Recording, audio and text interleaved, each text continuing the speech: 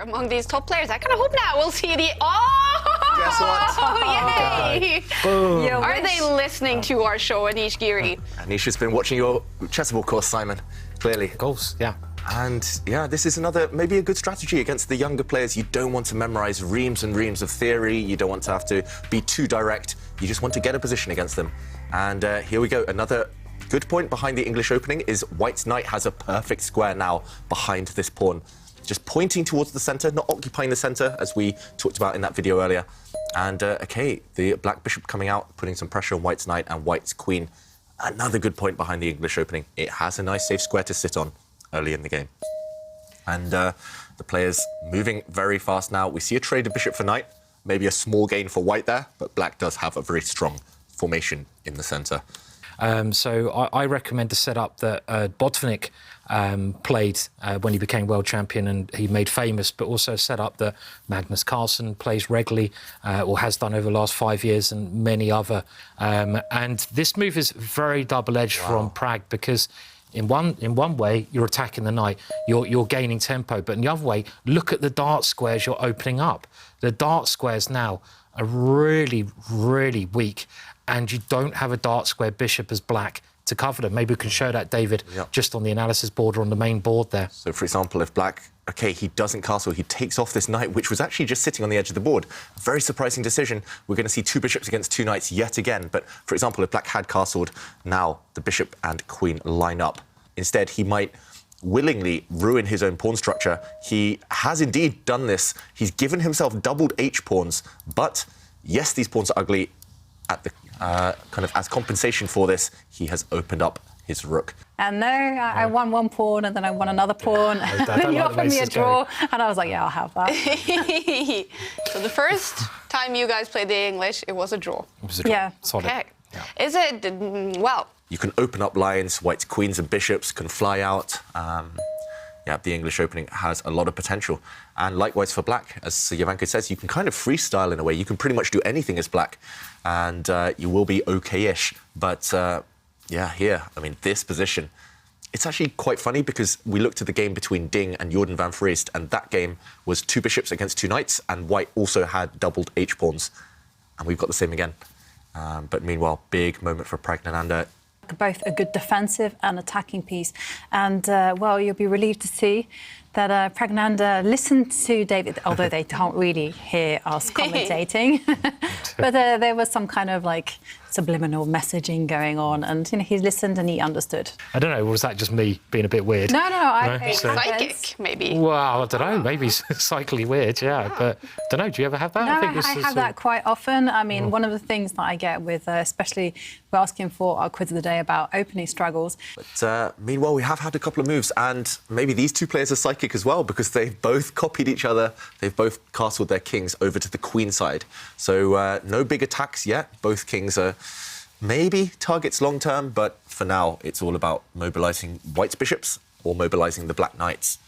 And I've got to say, the more I look at it, the more I think, yes, the bishops have potential, but Black's knights for now have the clearer path towards good squares, towards the corner. It's just safer in the corner, and Pragg copycat again. The psychic bond has not been broken. They're both copying each other's moves.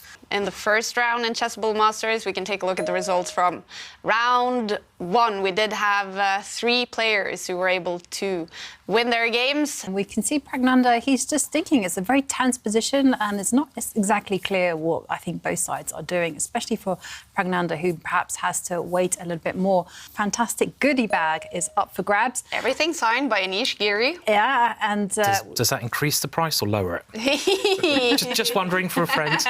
So. You and Anish battling over having the most chessable courses. You are the winner of that. On YouTube to this view, and take a look at this view. Opposite the Black king. OK, he does take with his knight. And here we would have seen a scenario where maybe we could see the White bishops both pointing on the long diagonals and the White rooks both kind of supporting behind. So, OK, does Anish have to stop this threat, maybe, of the knight coming and attacking the queen? And he does stop it by bringing his queen to the side of the board, but out of the way of his bishop. Now, his bishop, Simon's said that this bishop is going to win the game for White, so maybe this bishop on this long diagonal now is going to create some nuisance. And watch out for this idea later, the White rook swinging across to the Black king. of course, on the Queen's Gambit declined by Exactly. Alex Kolovitz. And so we do have a move from Pragnanda.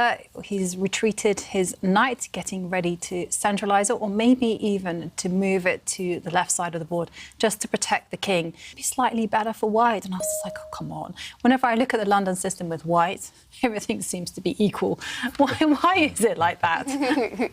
So the London system is not the most winning opening, I guess, then. No, unless your name is Magnus Carlsen. He seems to win every time he touches the London system. Yeah. You know, it's a pawn is a pawn. He doesn't. He Oh, goes he's- for your okay. idea, Goes but for- very quickly. So the only reason I didn't like this straight away is I thought black could temporarily put the knight on the side of the board, but I guess white's idea is to retreat that bishop, Yeah. which I've only just seen could be a very good option. But it's black's knights; they just seem very unstable, don't they? And Yeah.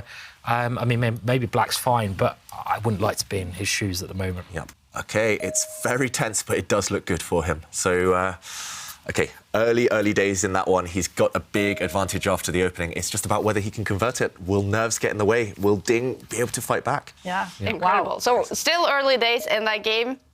Just keep an eye on it, please, I and will that be. we will definitely jump over. All right, another move. The bar is swinging from side to side. Yeah, and it's similar to what Simon pointed out. It's all about whether those two black knights on the side of the board, are they a strength or are they just kind of locked down to each other, immobilized? Are they just kind of bystanders while the real action happens? White can try to put the rook next to the. Oh, what's this move? No, not strange. this one. I thought Prag frowns. I thought about putting the rook there and trying to, push those knights away, not the king. Yeah. It kind of makes some sense to get it off the diagonal of the queen, but I don't know, it's very strange.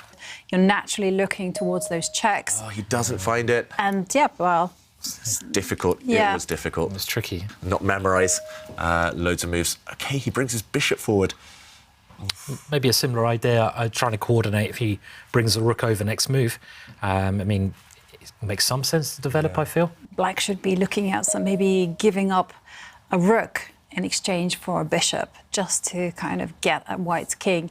And I think the idea is on the board, but OK, Anish has gone into safety mode and overprotected his one vulnerable spot, the c4 pawn.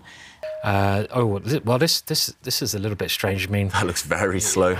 That's really calm, isn't it? Really, really calm, that move. But He's such a good positional player, Pragnananda. That's the very positional move, but this is a tactical position. Yeah.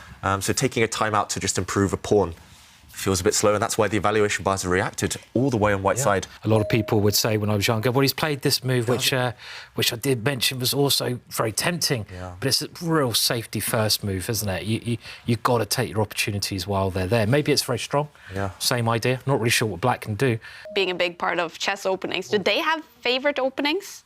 Openings they consider much better? Well, they've been trained because, if they play the mainstream openings, it probably will just fizzle out into a draw. So they've kind of been trained to play these dubious openings, and you see them just breathing new life into the variation. And I'd have to go to the board because things Big are action. going This crazy, is crazy. here. Absolute madness. OK, we just missed a couple of moves there, but black has given up a knight. I don't know whether this is out of desperation or necessity, but Pragnananda has given up a knight, and now he's gone to attack the white queen. And Stockfish here, the computer, we can see the three top moves. 3 moves give white an advantage, but the best move gives up the white queen. And sacrificing the white queen, OK, he does it, but in a different way. That's the 3rd best move, according to Stockfish. And here we see a crazy position still. After this rook is captured, white is going to have a rook and 2 bishops in exchange for the black queen. A rook and 2 bishops are definitely better than 1 queen alone if they can coordinate. But the white king is a bit open, so it's not game over yet. It must be Anish who's still well in charge. Yep. So he's in control as long as he takes kind of care of his own king. So now his rook is attacked. I'm expecting him to just move it forward, and he would love to combine the 2 rooks and kind of go up to the top of the board and checkmate this black king. The fact that the kind of rook and 2 bishops are kind of numerically worth more than the black queen, that's one thing. But also 3 potential attackers. Black only has a queen to defend, only 1 potential defender. And for example, if black gives a check himself, the white king is very, very safe, actually, in the corner of the board. And there's no way for the black queen to kind of creep in and check it.